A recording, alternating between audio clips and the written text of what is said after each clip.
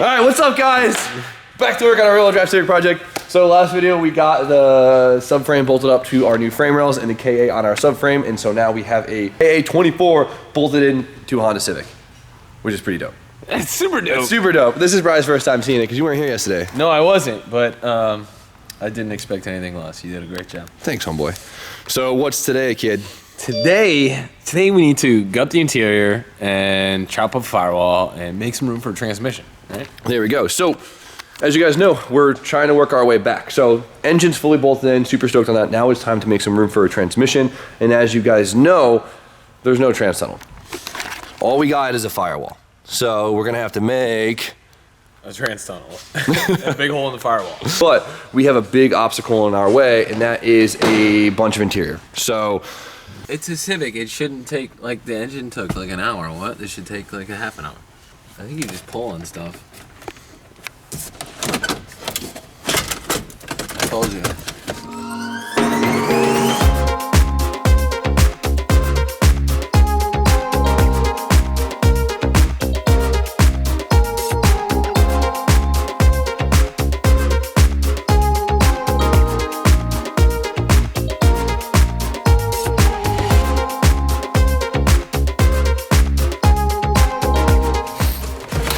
oh, here it comes.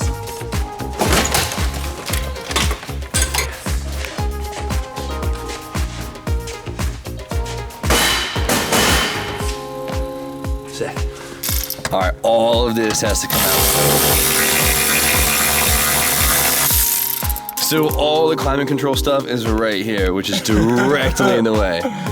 We can come up with solutions later on, but for now, it's gonna be a cold winter.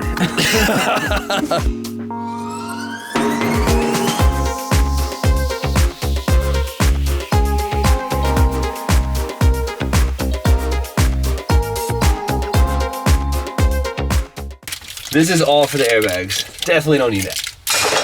This is what we got. This is our whole trans tunnel, this little hump in the center, which is good though, because some cars don't even have this little hump, so we got pretty lucky. All right? It's good to have a little hump in your life.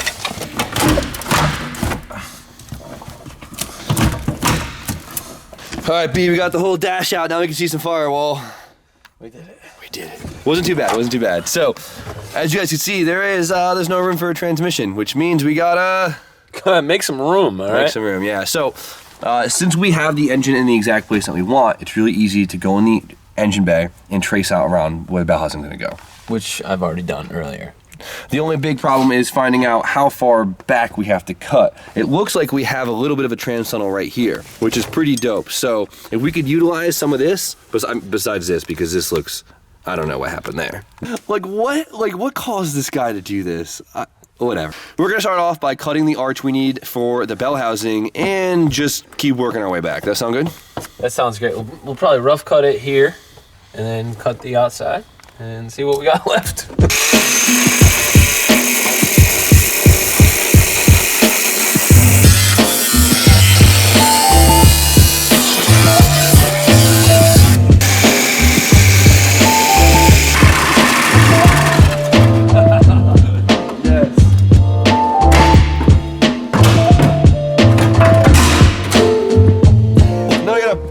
Hole in our firewall. Wow, that's a really big hole. Yeah, don't worry about it. All right, cool.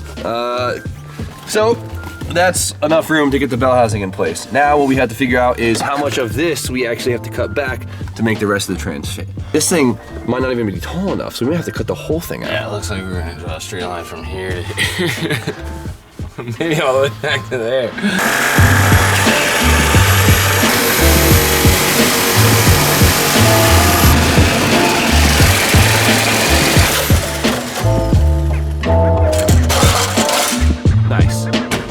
All right, since we cut a hole, you want to just try and shove this thing in there? I think we could. Whoa there, kid. Make a little bulge. Yeah, dude. Press the fit. All right, that's what I'm picturing, that bulge. Yeah, I'm in there. So, let's cram that trans in there, bend the floor around it, and see what else we got to cut. Yeah, we'll trim this up, make it a little bit nicer, a little bit straighter lines. Get it in there. All right, yeah, let's do that.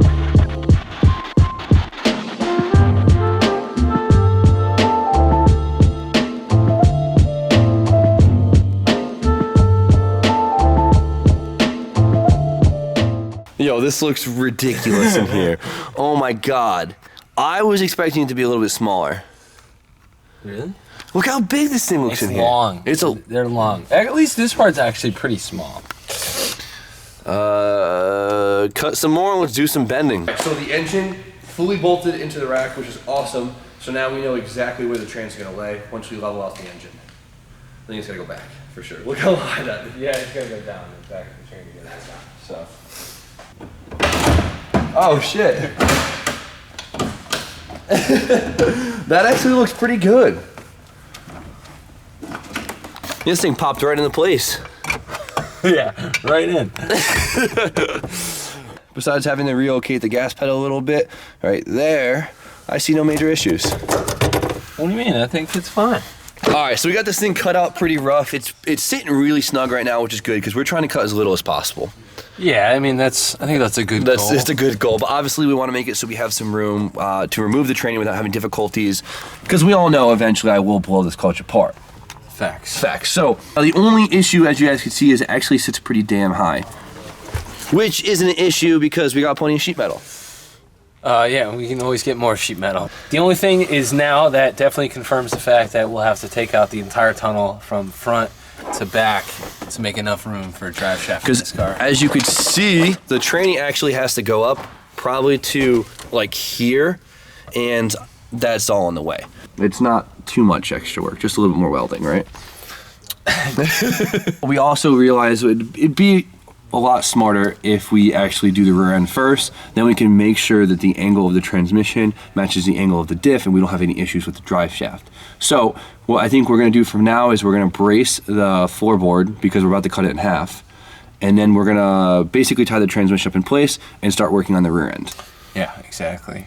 So what we're gonna do for a rear end, we really were thinking about doing a all-wheel drive Civic rear end. As you guys know, they sell the kits now, but they're super expensive, and it seems like the diff options for them might not be really good for our application. Yeah, I mean the ratios for the CRV are all kind of a bit lower than what a 240 naturally wants to be.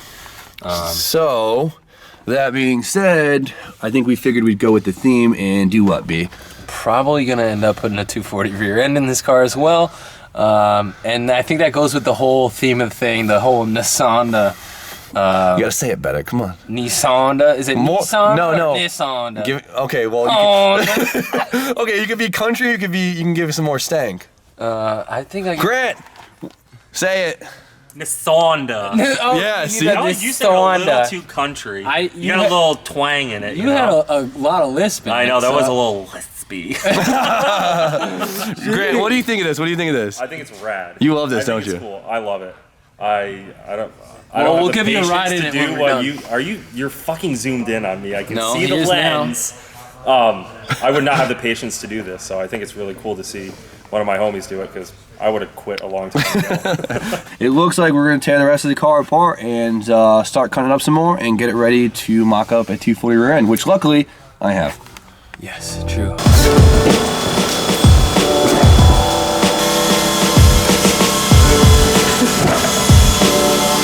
Look at that, we hit the jackpot. What'd you find? Bunch of quarters, we go hit the gumball machine, boys. Oh, they're like glued. They're like glued to the ground. These are one with the chassis. Those are staying there.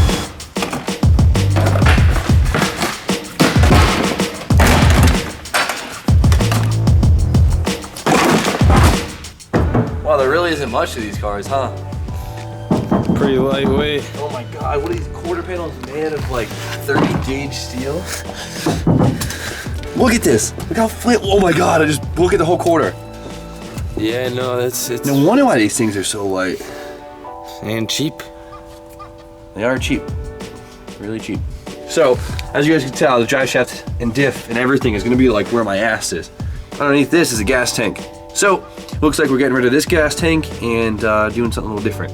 That I'm not too worried about because that's super easy and we can do that down the road. But, so what we have to do is pull out the carpet in the car and in the trunk, and that's everything we need to get out. And we gotta brainstorm how we're gonna fit that 240 Rand in this car.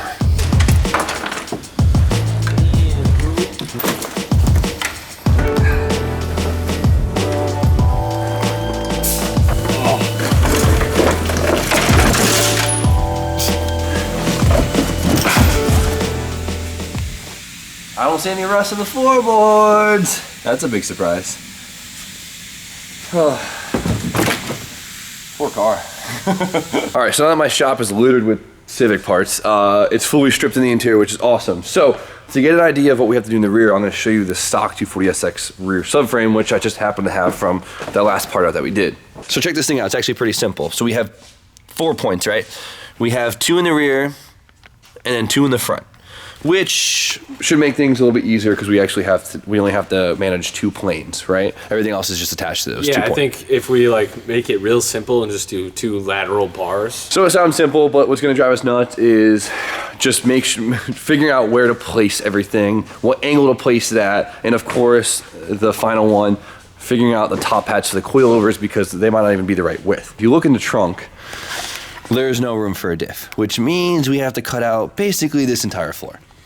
Yeah, or at least we might as well cut out the entire floor because there's no point in putting a spare tire in this thing ever. But that's cool. I'm happy with that. So we got to pull the gas tank, drop the whole rear arms and everything, cut the floor, and get to planning. And I'm really, really excited for it. So we got the trans in place. It looks actually really, really cool. Pumped on that. We got the car stripped, and tomorrow we'll strip it a little bit more and get some more cutting done, and hopefully maybe even just mock up the subframe in place to see how it's going to look or see if it will even fit half decent. With that, we're going to end it. I'm happy with today's progress, so I hope you guys have been enjoying the build, and I hope you guys are stoked to see what we do to get this rear end in this car. So you guys know the deal. Like, comment, subscribe. Stay tuned for more content. B. ShopJimmyOaks.com. Peace.